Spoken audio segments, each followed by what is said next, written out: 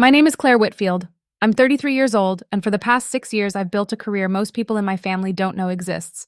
I develop and patent the exact chemistry that makes a dessert taste like a memory, and I hold 3 federal trademarks under a brand name none of them have ever heard me say out loud. Tonight, standing at the back of a tasting gala with 400 guests and a signature I recognized in someone else's handwriting, I had a folded piece of paper in my clutch that was about to end my sister's launch before dessert was even served. What she didn't know, what none of them knew, was that the woman in the navy blazer 3 tables over, quietly tasting everything and writing nothing down yet, worked for the one company that could make this disappear in front of everyone. Welcome back to her final chapter, where every story starts with silence and ends with power. If you've ever built something real while your family called it a hobby, this one's for you. Drop a comment, hit subscribe, and let's get into it. Because 4 hours earlier, I hadn't even planned on going. Who I was before any of this. I'm a food scientist. Flavor chemistry, specifically. I spent 6 years in a lab before I spent 6 more building something of my own. A small dessert company called the Whitfield Standard that I run out of a commercial kitchen in a converted garage 40 minutes from my parents' house. We do maybe $2 million a year in wholesale accounts now. Specialty grocers, a few hotel chains, one very particular airline that flies first class out of 3 coastal cities. None of it happened by accident. Every recipe I sell has been tested, reformulated, and legally protected. Trademarked names, a registered process patent on our caramel stabilization method, copyright on the packaging design. I did all of that on purpose, the unglamorous way, one filing at a time, because I learned early that things you build without paperwork are things people can simply decide were never yours. I have one habit that makes my business partner roll his eyes. I keep every version of every recipe I've ever developed, dated and initialed, in spiral notebooks with the same green cover, purchased in bulk from the same stationery store since I was 24. Digital files get corrupted. Paper, dated in my own hand, doesn't lie about when an idea was mine first. I started doing it the year I turned 27. The first time someone in my life tried to tell me an idea had come from somewhere other than where it actually came from. I don't talk about the business much at family things, partly because early on, when I tried, my mother would nod politely and change the subject to my sister within about 90 seconds. Eventually, I stopped bringing it up, not out of resentment exactly, just efficiency. Why spend the only 10 minutes of the night anyone might ask about my life on a conversation that was going to end in Marissa anyway? Which is exactly why, when my mother called on a Tuesday afternoon asking if I'd come to Marissa's big announcement dinner that weekend, I almost said no before I'd even heard what the announcement was. The call that reopened everything. You have to come, Claire. It's a big deal. It runs in the family. This thing your sister's doing. She gets it from your grandmother. My mother's voice had the particular brightness she uses when she's already decided the conversation is over before it starts. Marissa, my younger sister by 2 years, had spent the last decade running a modest catering business out of a rented commissary kitchen, mostly birthday cakes and the occasional wedding dessert table. Now apparently she'd landed something bigger, a partnership with Larkspur Markets, a premium grocery chain with locations in 11 states, launching a packaged dessert line under her name. There was going to be a tasting gala Saturday night, investors, press, Larkspur executives. Just a small thing for family and close friends first, my mother said. You'll be proud of her. I told her I'd try to make it. I did not say yes outright. I remember that clearly because it mattered later, the gap between I'll try and what my mother would tell people I'd promised. It runs in the family. 5 words I'd heard my whole life, always aimed at Marissa, never once aimed at me, as if whatever talent existed in our bloodline had been distributed unevenly by design, and I simply hadn't been in the room when it happened. I hung up and sat at my kitchen island for a long time, coffee going cold, wondering what, exactly, Marissa's line was going to be. Why we stopped talking about my work.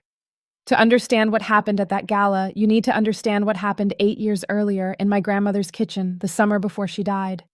My grandmother, Rosalind, taught both of us to bake. But she and I had something Marissa never had patience for, hours spent testing ratios, writing down what worked, throwing out what didn't. The summer I was 25, in the last months of her life, my grandmother and I developed a caramel apple tart recipe together, refining it over 11 attempts, and she gave me her recipe box, the actual box, tin, dented at one corner, the week before she passed. Not Marissa. Me. She said, and I remember this exactly, "You're the one who writes things down, Claire. Your sister has the charm. You have the memory." I built my company 2 years later, and one of my first products was a version of that tart, reformulated for shelf stability, trademarked under the name Rosalind's Reserve. It became, within 18 months, my best-selling item nationally. I never hid this from my family. I told my mother about the trademark filing when it happened. She said, "That's nice, honey," and asked if I'd seen Marissa's Instagram post about her new cake stand. I told my sister, at a Christmas dinner 4 years ago, about Rosalind's Reserve doing 6 figures in its first year alone.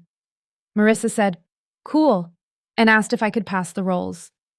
I stopped bringing up the business, not because I was hiding it, but because it had become clear, gradually and then completely, that in my family's accounting, achievement only counted as news if it happened to Marissa. My mother didn't dislike my success. She simply didn't have room in her attention for 2 daughters who both mattered. She'd chosen a long time ago, and I'd stopped auditioning for the recount. Here's the part I don't say out loud, even now. Some quiet, stubborn piece of me still wanted my grandmother's gift to mean something to the rest of my family, the way it meant something to me. I told myself I'd built the Whitfield standard purely for myself, purely out of love for the work. And mostly that was true. But some nights, packing an order at 11 at night in an empty kitchen, I thought about what it would feel like if my mother ever once introduced me as my daughter who runs the company, instead of my daughter who does something with food. I don't really understand it. I went to that gala carrying both things, my grandmother's notebook and that small, unkilled hope. The voice that warned me. My business partner, Theo, has run operations with me since year 2, and he has exactly 0 patience for what he calls the family discount. The tendency I have to explain away things from my mother and sister that I would never tolerate from a vendor. "You're bringing the notebook," he said, not really a question, watching me pack the green spiral book into my bag before I left the office Saturday afternoon. "Just in case." "In case of what, Claire? It's a dessert launch dinner, not a deposition." He crossed his arms. "You know what I think this is. Marissa doesn't throw galas for a modest little cake business unless there's a much bigger number attached to it than she's telling your mother. Maybe it's just a nice night for her." "Sure. And maybe Larkspur flies executives to family dinners for fun." He shook his head. "If something feels wrong in that room, you leave. You don't owe anyone a seat at a table where you're the punchline." I told him I could handle one dinner. He didn't look convinced, and honestly, neither was I. But I put the notebook in my bag anyway, and I drove to the venue with my grandmother's handwriting sitting in the passenger seat like a second passenger. The night it stopped being small. The invitation said, "Cocktail attire, family, close friends." What I walked into was a converted event space downtown with a step-and-repeat banner reading, "Marissa's Table," a Larkspur Markets partnership, easily 300 guests, a live plating station, and a check-in table where a young woman in a headset had to search my name for almost a full minute before finding it, tucked at the very bottom of a printed list under Family General. Just family and close friends. I counted place cards on 22 separate tables before I even reached the bar. Stay with me, because what I noticed next, I noticed in the time it takes to hand someone a coat check ticket. The first thing I noticed was my mother's dress, brand new, tags still faintly visible at the seam where she hadn't quite trimmed the thread, the kind of dress that costs more than a month of her mortgage. The second thing I noticed was Marissa's commissary staff, 3 of them, still wearing the same scuffed clogs I recognized from her old catering jobs, standing awkwardly near a dessert table set with linens that probably cost more than their entire month's wages combined. Performed wealth sitting directly next to the people who'd actually be doing the work. The third thing I noticed was a woman near the center of the room, mid-40s, navy blazer, moving table to table with a small notebook of her own, tasting everything, saying very little, writing occasionally. I asked a passing waiter who she was. "Larkspur Brand Integrity," he said. "Comes to every launch dinner. Very thorough." I filed that away without knowing yet why it mattered. I found a spot near the back and watched Marissa work the room, radiant in a way I recognized from every family event of my adult life, the particular glow of a person who has never once had to wonder if the room was paying attention to her. Then I overheard Aunt Denise near the bar tell a stranger, "Isn't it wonderful? Marissa's the one who really got the family gift for baking. Claire does something with chemicals, I think. Very different personalities, those two." She laughed like she hadn't just erased 6 years of my life in one sentence. 20 minutes later, a family friend named Harold, an old golf buddy of my father's, cornered me near the raw bar. "Your sister's really something, huh? Building all this from nothing. Some people just have it." I said nothing. I have a lot of practice saying nothing. A little after that, my cousin Priya, seated at my table, leaned over during a lull and said, not unkindly but not thinking either, "It's kind of amazing Marissa figured out how to do all this herself. I mean, you two grew up in the same house and everything." I smiled and reached for my water glass because the alternative was saying something I couldn't take back yet. Around 8:15, while looking for a quieter hallway to take a work call, I passed an open side room, a staging area for the evening's printed materials, and saw, spread across a folding table, stacks of a glossy investor booklet titled Marissa's Table, A Family Legacy, Reimagined. I should have kept walking. I want to be honest that I could have kept walking. I did not keep walking. What I found alone, under fluorescent light. The booklet's centerpiece was a 2-page spread titled 3 Generations of Flavor. It told the story of my grandmother's recipe box, passed down, they wrote, through the women of our family, refined over decades, now finally ready to share with the world. Beautiful copy. Warm, specific, the kind of narrative that makes investors reach for their checkbooks. Beside the text, reproduced at full size as a piece of heritage documentation, was a scanned photograph of a handwritten recipe page. My handwriting, my 11 crossed out and rewritten caramel ratios. My initials and the date in the corner, the exact page from the exact green spiral notebook still sitting in my bag 40 feet away. The page my grandmother and I had worked on together, the summer before she died, in the notebook she'd told me, specifically me, to keep. Underneath it, in smaller print, recipe developed by Marissa Whitfield, following the traditions passed down by her grandmother, Rosalind. My name did not appear anywhere in the booklet. Not once, in 11 pages, celebrating a legacy built, in significant part, on paper I owned, in handwriting that was mine, describing work I had personally spent an entire summer doing beside a woman who had explicitly told me it was mine to carry. I photographed every page with my phone, hands steadier than I expected, and then I found, tucked behind the booklets, a printed 1-page summary clearly meant for the Larkspur executives. Projected national rollout, $60 million in first-year distribution, and at the bottom, a line that made my stomach drop the rest of the way. Product 1, Rosalind's Reserve Tart, Marissa Whitfield's signature heritage recipe. Rosalind's Reserve, my trademark. Filed, registered, and actively selling under that exact name in 11 states already, through my own company, for the past 4 years. I stood in that fluorescent-lit staging room for a full minute, doing the kind of quiet arithmetic I do for a living. Not out of anger yet, just assessment. Then I texted Theo one line. "They're launching Rosalind's Reserve nationally, under her name, tonight." He called back in under 30 seconds. "Claire, that's an active federal trademark.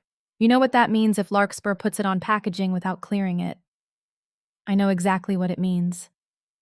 Do you want me to call our attorney right now?" I looked back out toward the ballroom, toward the woman in the navy blazer still quietly tasting her way from table to table, notebook in hand. "Not yet," I said. "I think I want to see how far tonight goes first." The toast around 9, a bell rang softly, and the room gathered near a small platform where Marissa stood beside a Larkspur executive I didn't recognize, and my mother, glowing, one hand resting on Marissa's shoulder like a claim being staked. The executive spoke first, thanking everyone for coming, calling the partnership one of the most authentic heritage stories we've had the privilege of bringing to market. Then he handed the microphone to Marissa. She thanked the room, thanked Larkspur, thanked my incredible team, a nod toward the 3 commissary staff in their scuffed clogs, who smiled and looked slightly bewildered to be mentioned at all. Then she thanked our mother, who always believed in me even when nobody else really got what I was building. My mother dabbed at her eyes, entirely dry. Then Marissa said, "And of course, this whole night, this whole line, exists because of my grandmother, Rosalind, and the gift she left our family. It runs in the family, this thing. Some of us just got a little more of it than others. Laughter, warm, easy, aimed exactly where she wanted it aimed. Second time. The same 5 words, now dressed up in a spotlight instead of a phone call, and this time everyone in the room understood the joke, because everyone in the room believed, thanks to 11 glossy pages, that the joke was true. Then the Larkspur executive raised his glass and said, "Marissa, before we close tonight, is there anyone else you'd like to thank? Anyone in the family who helped make this happen?" Marissa scanned the room, found me near the back, and smiled the particular smile she's used on me since we were children, warm on the surface, daring underneath. "My sister Claire's here too, actually. She does food science stuff, very technical. Not really her thing, all this." A small, indulgent laugh rippled through the crowd. "But it runs in the family, right, Claire? Even if some of us just do the eating." Third time. Aimed directly at me, in front of 300 people, a public joke about my irrelevance to the exact thing I had built, sold, trademarked, and quietly funded my entire adult life around. I let the silence sit. 3 seconds. 4. 5. Long enough that the woman in the navy blazer, 3 tables over, looked up from her notebook for the first time all evening and found my face in the crowd, curious now, alert in a way she hadn't been all night. Long enough that my mother's smile started to flicker, sensing, the way mothers sometimes do, that a room had tipped slightly off its axis without yet knowing why. I set down my glass. What I did with the silence. I didn't raise my voice. I want that understood clearly, because the version of tonight my family would tell later would try very hard to make it sound like I had. I walked toward the platform, and Marissa, still holding the microphone, laughed a little, uncertain now, and held it out toward me like a peace offering, assuming, I think, that I was about to deliver a gracious, self-deprecating toast to match hers. I didn't take the microphone yet. I set my bag on the edge of the platform, opened it, and took out the green spiral notebook. "I actually would love to say something about Rosalind's reserve," I said, loudly enough to carry without the mic, and the room, sensing something, quieted almost immediately, since it came up. I opened the notebook to the exact page, 11 crossed-out ratios, my handwriting, my initials, the date, 7 months before my grandmother passed away, and held it up, not dramatically, just steadily, the way I'd hold up an exhibit. "This is the original recipe page," I said, "the one reproduced in tonight's investor booklet as proof of heritage. I wrote it. My grandmother and I developed this recipe together, in her kitchen, the summer before she died, and she gave me this notebook, this specific notebook, the week before we lost her, and told me it was mine to carry forward." Marissa's smile had gone rigid. "Claire, this isn't the time." "I trademarked the name Rosalind's Reserve 4 years ago," I continued, calm, even, the voice I use walking a nervous retail buyer through a formulation report. "It's an active federal registration, currently selling in 11 states through my own company. Tonight's booklet lists it as your signature recipe, under your name, with a $60 million national rollout attached to it, and my name doesn't appear anywhere in the materials." A ripple moved through the crowd, phones quietly emerging from clutches and jacket pockets. The Larkspur executive's easy stage smile had entirely disappeared. He looked, for the first time all night, like a man doing very fast math about his own company's legal exposure. Marissa tried a second time, laughing, brittle now, turning to the executive beside her.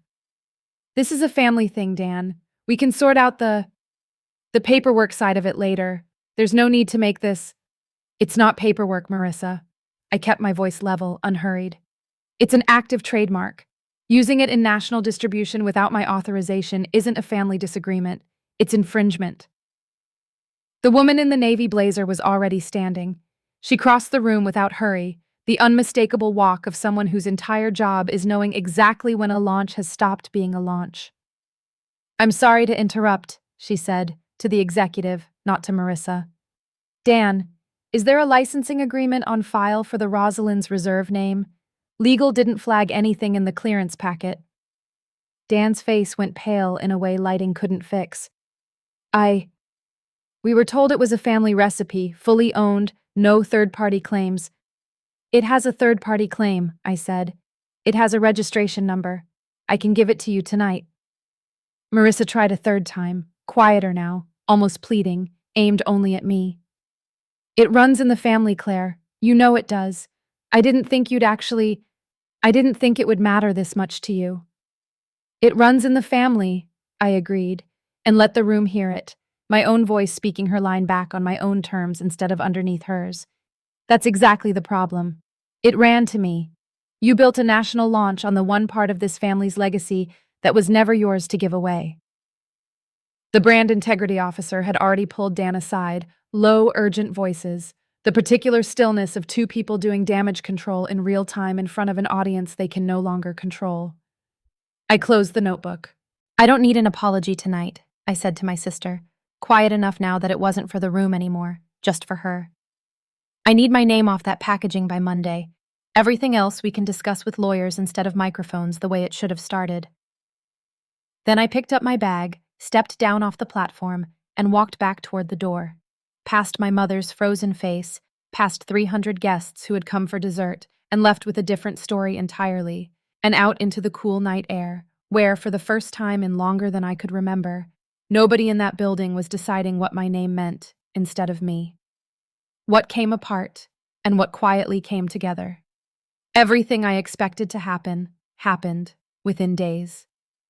Larkspur Markets suspended the entire Marissa's Table rollout by Tuesday morning pending legal review. Their internal counsel reached out to my attorney directly, and within 3 weeks, the company that had planned a $60 million national launch quietly restructured the deal into something much smaller. A limited regional line, none of it using the Rosalind's Reserve name, all of it now explicitly licensing 3 other recipes that were genuinely, uncontested, Marissa's own creations. She still has a business. It's just an honest one now, built on what's actually hers. My mother called 4 times that first week.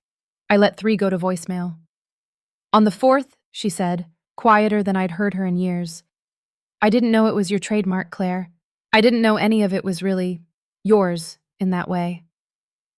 I told her that was, in a sense, the whole problem, and that I wasn't angry so much as finally unwilling to keep being surprised by my own family's surprise. Marissa didn't speak to me for 2 months.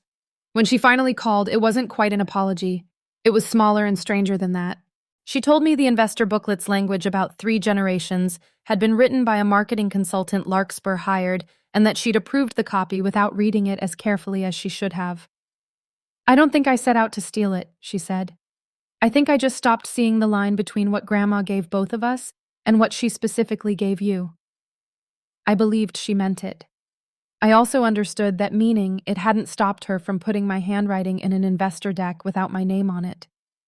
The quieter thing happened 3 weeks after the gala, in an email from my father, who almost never writes anything longer than a birthday text. He'd found, going through some of my grandmother's old things in storage, a card she'd apparently written and never sent, dated the same summer as the recipe notebook. Inside, in her handwriting, 4 lines. Claire, you have the patience I never had time to teach your sister. Whatever you build with what I've given you, build it under your own name. Don't let anyone tell you it was always going to be someone else's story. Love, Grandma. I sat with that card in my kitchen for a long time, not because it undid anything, but because it was the first time in 8 years someone from my family had told me, in writing, that they'd seen exactly who I was all along. What I know now, I didn't end that launch out of spite.